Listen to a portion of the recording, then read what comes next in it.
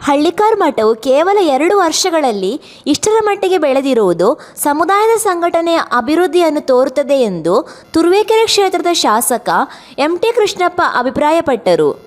ತುರುವೇಕೆರೆ ತಾಲೂಕಿನ ಮಾಯಸಂದ್ರ ಹೋಬಳಿಯ ಶೆಟ್ಟಿಗೊಂಡನಹಳ್ಳಿ ಗ್ರಾಮದಲ್ಲಿ ನೂತನವಾಗಿ ಪ್ರಾರಂಭವಾಗುತ್ತಿರುವ ಹಳ್ಳಿಕಾರ್ ಮಠದ ಪಬ್ಲಿಕ್ ಶಾಲೆ ಹಾಗೂ ಮಠದ ಕೊಠಡಿಗಳ ಲೋಕಾರ್ಪಣಾ ಸಮಾರಂಭದಲ್ಲಿ ಭಾಗವಹಿಸಿ ಮಾತನಾಡಿದರು. ತುರುವೇಕೆರೆ ಕ್ಷೇತ್ರದಲ್ಲಿ 80% ಹಳ್ಳಿಕಾರ್ ಸಮುದಾಯ ನನಗೆ ಮತ ನೀಡಿದೆ.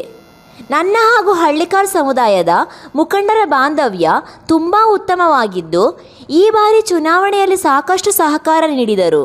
ಹಳ್ಳಿಕಾರ ಸಮುದಾಯ ಒಕ್ಕಲಿಗ ಸಮುದಾಯ ಎರಡೂ ಒಂದೇ ಎಂಬ ಭಾವನೆಯಲ್ಲಿ ಇರುವ ನಾನು ಹಳ್ಳಿಕಾರ್ ಸಮುದಾಯದ ಮುಖಂಡರಿಗೆ ರಾಜಕೀಯವಾಗಿ ಅವಕಾಶ ಕಲ್ಪಿಸಲು ನಾನು ಸಿದ್ಧನಿದ್ದೇನೆ ಎಂದರು.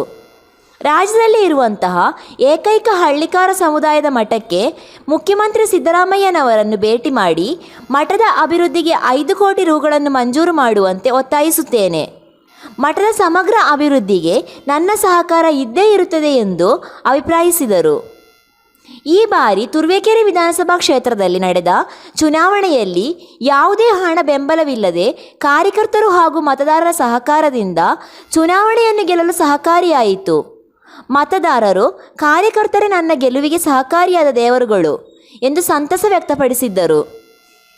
ಕಾರ್ಯಕ್ರಮದಲ್ಲಿ ಹಳ್ಳಿಕಾರ ಮಠದ ಪೀಠಾಧ್ಯಕ್ಷರಾದ ಬಾಲಕೃಷ್ಣಾನಂದ ಸ್ವಾಮೀಜಿ, ಮಠದ ಅಧ್ಯಕ್ಷರು, ಗೌರವ ಅಧ್ಯಕ್ಷರು, ಹಳ್ಳಿಕಾರ್ ಸಮುದಾಯದ ಮುಖಂಡರು ಹಾಜರಿದ್ದರು.